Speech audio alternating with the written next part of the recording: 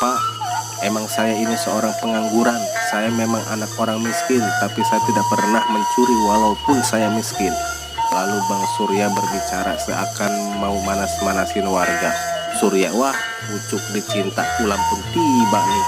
Mana ada maling ngaku, ayo kita pukulin dia biar kapok, saudara-saudara. Akhirnya Rodi pun sampai babak belur dipukulin sama warga. Tak lama kemudian ada Pak RT dan Pak Lurah kebetulan lewat.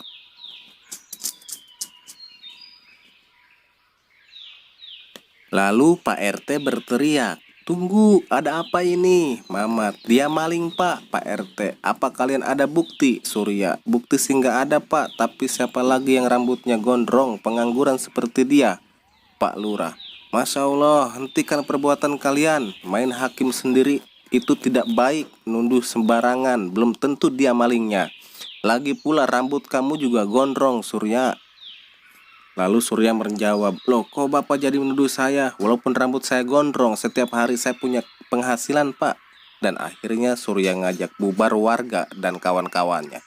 "Surya, ayo kita bubar aja." Dan akhirnya mereka pun bubar. Pak Lurah sesungguhnya sudah tahu siapa pelaku yang sesungguhnya. Karena banyaknya laporan warga yang akhir-akhir ini resah dengan adanya maling. Namun Pak Lurah sedang mencari bukti yang kuat untuk menangkap pelaku itu.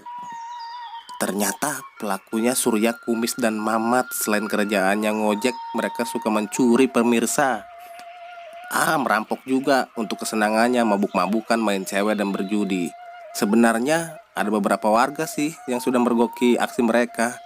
Namun mereka takut dan melaporkannya ke Pak Lurah. Dan sesungguhnya Pak Lurah pun sudah lapor ke pihak yang berwajib. Ya, semoga aja mereka cepat tertangkap ya pemirsa.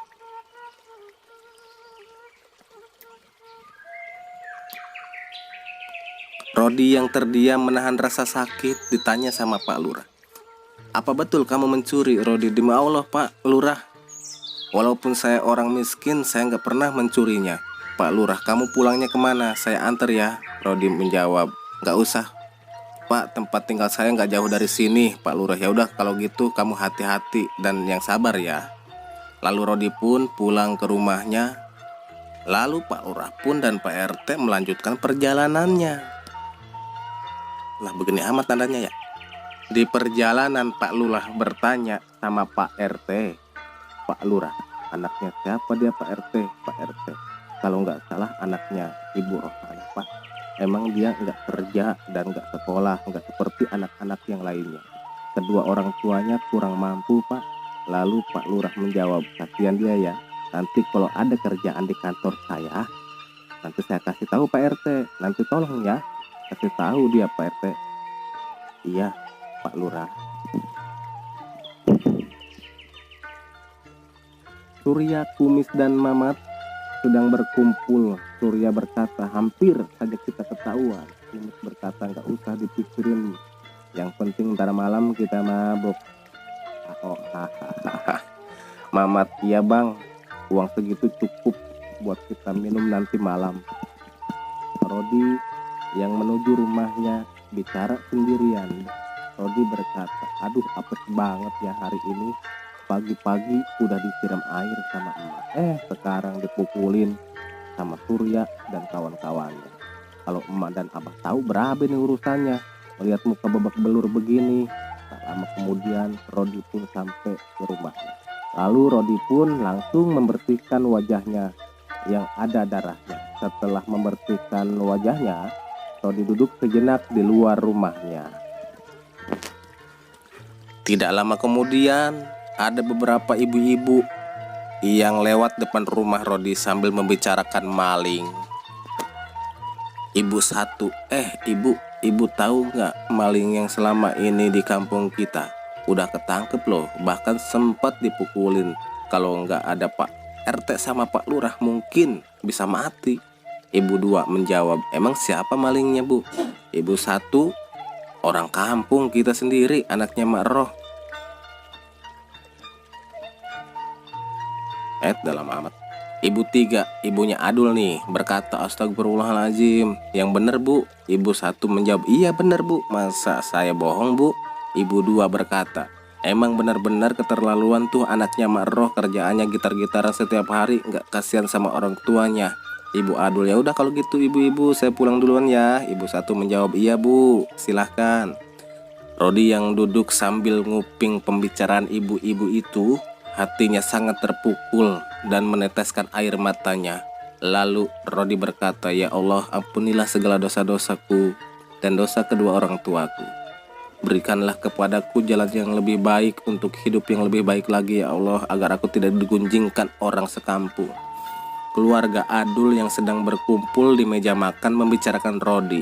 Ibu Adul, "Dul, ibu tadi mendengar pembicaraan orang-orang, katanya teman kamu Rodi yang selama ini maling di kampung kita." Lalu Adul pun menjawabnya, "Itu nggak mungkin bu, hampir setiap hari Rodi sama Adul, kadang dari pagi sampai sore. Tadi siang masih sama Adul kok bu di kebun sampai sore."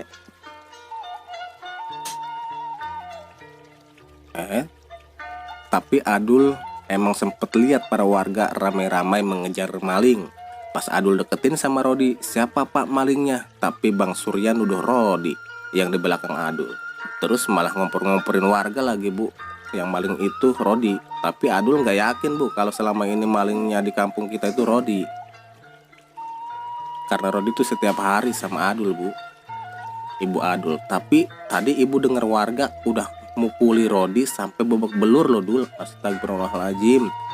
Pasti ini gara-gara Surya dan kawan-kawan bu. Bapak Adul pun ikut menjawab, "Bapak Adul, kasihan Rodi, kalau ada kerjaan di tempat kamu, ajak Rodi Dul. Dia kelihatannya orang baik kok." Adul, "Iya pak."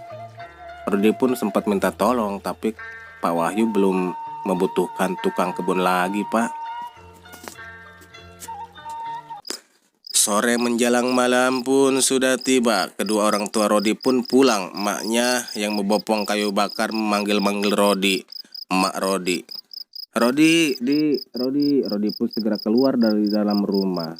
"Rodi, ya mak, ada apa mak?" "Mak tuh bantuin abah kamu bawain pisang buat direbus ntar malam." Rodi, "Ya mak," sambil jawabnya sambil menunduk memakai topi. Belepotan amat ya. Lalu Rodi pun memapak abahnya dan membawakan pisangnya ke dalam rumah. Ternyata kedua orang tua Rodi sudah tahu kalau Rodi dipukulin warga. Lalu abah memanggil Rodi, "Abah Rodi, coba kamu kesini dulu." Lalu Rodi menghampiri abah sambil memakai topi. Lalu emaknya membuka topi Rodi. "Emak, Masya Allah, berarti benar tadi yang diomongin warga." Lalu Rodi menjawabnya, "Demi Allah mak, Rodi tidak mencuri dan gak pernah melakukan itu. Abah percaya sama kamu. Mulai sekarang kamu jangan keluar rumah dulu ya, karena bisa saja mereka mukulin kamu lagi." Emak meneteskan air matanya dan berkata ke Rodi, "Kamu yang sabar ya," sambil meluk Rodi. "Yang sekarang bisa ya udah, sekarang kita masuk, sebentar lagi mau maghrib." Gua ngomong belepotan amat ya. Lalu mereka pun masuk ke dalam rumahnya dan emak langsung buat obat untuk luka memar di wajah Rodi. Tak lama kemudian emaknya memanggil Rodi. "Jauh Rodi, ada apa emak?" "Emak, duduk sini dekat emak." Lalu emak pun ngobatin luka memarnya yang ada di bawah Rodi. Yang ada di bawah, di wajah maksudnya pemirsa. Rodi, "Aduh mak, pelan-pelan sakit mak." "Tahan dulu, tahan sedikit, ngapa? Jadi anak laki-laki tuh jangan cengeng." Setelah selesai diobatin, abah memanggil Rodi. "Abah, Rodi, coba kamu kesini dulu." "Emak tuh abah memanggil kamu. Emak mau ngerebus pisang dulu." Lalu Rodi pun menghampiri abah. Kucluk, kucluk, kucluk, kucluk, kucluk, kucluk. Lalu Rodi menghampiri abah dan abah bertanya, "Abah, emang kamu belum dapat informasi dari teman kamu?" "Informasi apa, Bah?" jawab Rodi. "Abah, ya kerjaan buat kamu supaya kamu tidak diomongin orang terus. Emang kamu mau jadi pengangguran selamanya?" Rodi yang gak mau, Bah. Emaknya yang sedang merebus pisang sambil mendengar suami dan anaknya ngobrol. "Rodi belum dapat informasi, Bah. Ada juga katanya minimal ijazahnya harus SMA, dan itu pun harus nyogok juga. Sedangkan Rodi cuma tamatan SD. Abah, maafin Abah ya. Rod, Abah nggak bisa nyekolahin kamu sampai SMA. Tuturnya sambil sedih. Rodi nggak apa-apa bah, aku udah seneng emak dan abah udah merawat Rodi sampai sedewasa ini. Seharusnya aku yang minta maaf sama abah dan emak. Sampai saat ini aku belum bisa membahagiakan emak dan abah, malah masih merepotkan emak dan abah.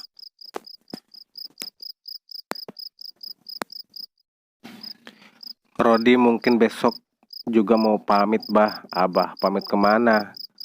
Lalu emaknya Rodi membawakan pisang rebus yang masih panas dan bertanya, emang kamu mau pergi kemana? Rodi mau ke kota, mak. Lalu emak dan abah menjawab bersamaan.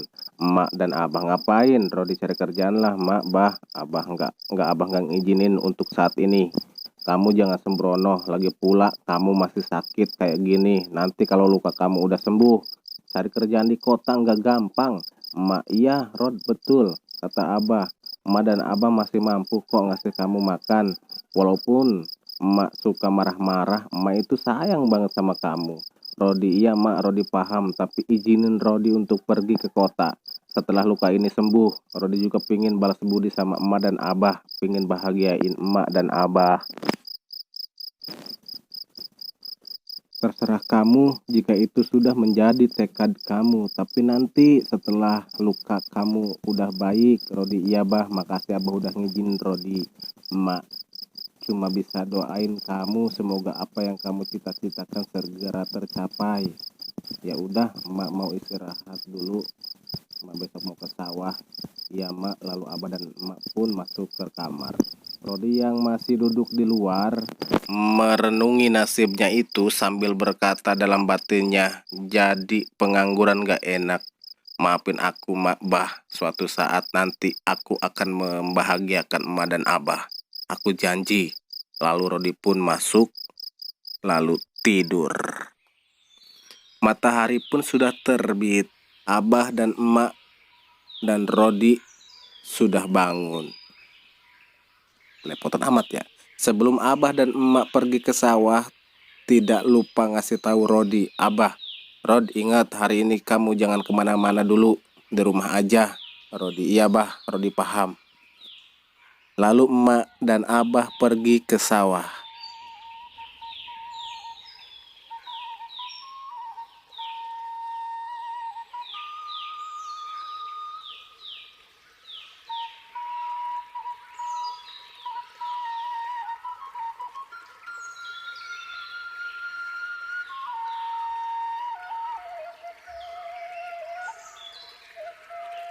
Rodi yang sedang terdiam di rumahnya merasa jenuh. Lalu Rodi mengambil gitar dan menciptakan lagu yang berjudul Beginilah Hidup Jadi Pengangguran.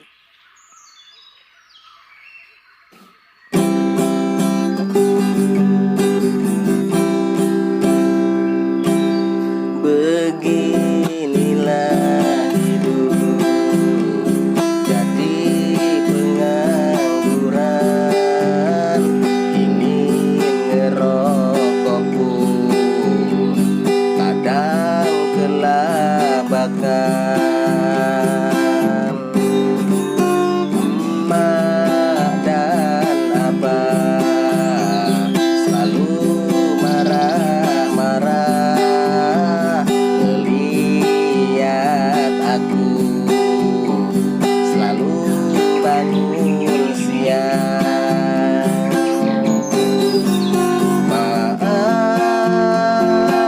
Maafkanlah aku emak, maafkanlah aku abah.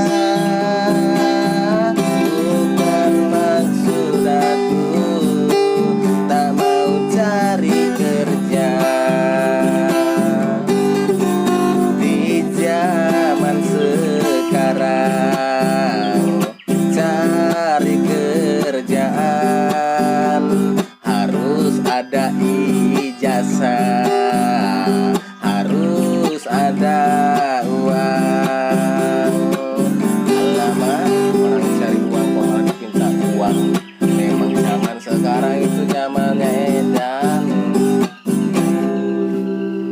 Lama kemudian, Adul pun datang menjenguk Rodi. Bersambung kawan, saksikan episode keempat. Cerita ini hanya fiktif belaka. Jika ada kesamaan nama tokoh, tempat kejadian, ataupun cerita, itu tidak ada kesengajaan. Kisahku tak seindah kisahmu.